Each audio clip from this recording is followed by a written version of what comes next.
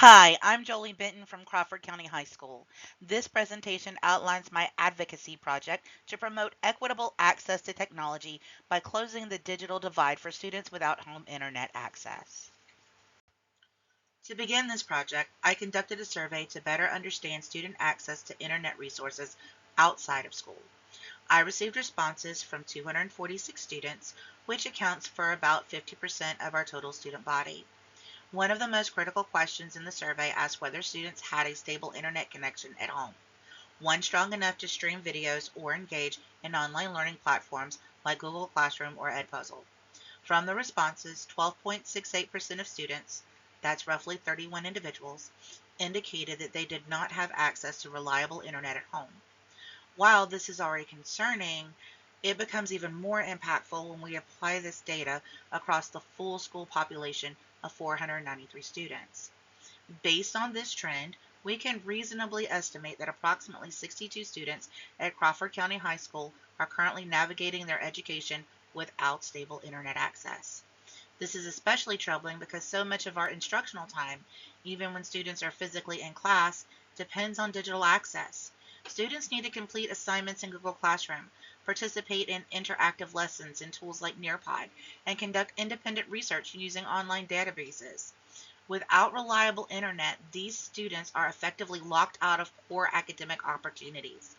It's important to remember that this gap isn't just about missing homework. It affects confidence, classroom participation, performance on assignments, and even graduation readiness.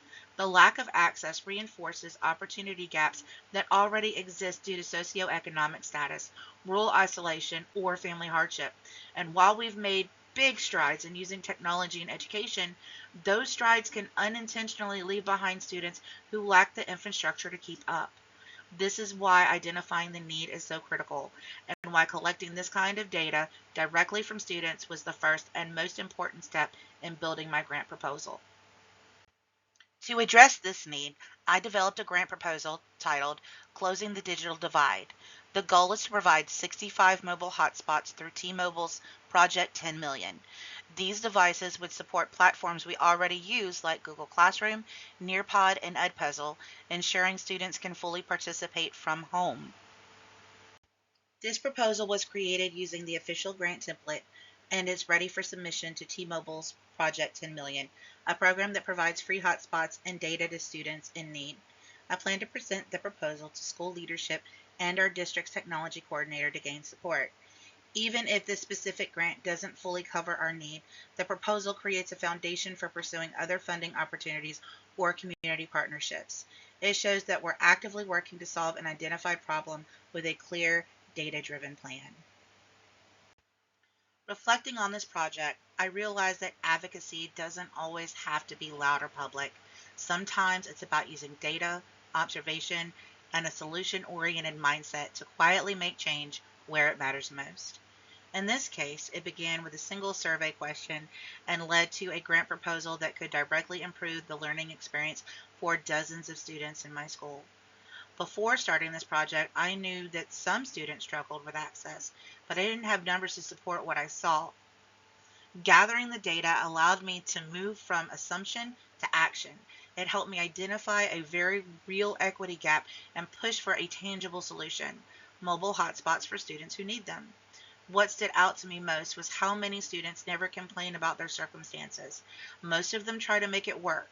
They go to McDonald's to use Wi-Fi, they borrow data from a parent's phone, or they simply fall behind quietly. This project made me more aware of those students and more committed to advocating for them, not just when there's a grant available, but in everyday instructional decisions. It also made me think about my long-term role as an educator. I want to go beyond just helping my students in the classroom.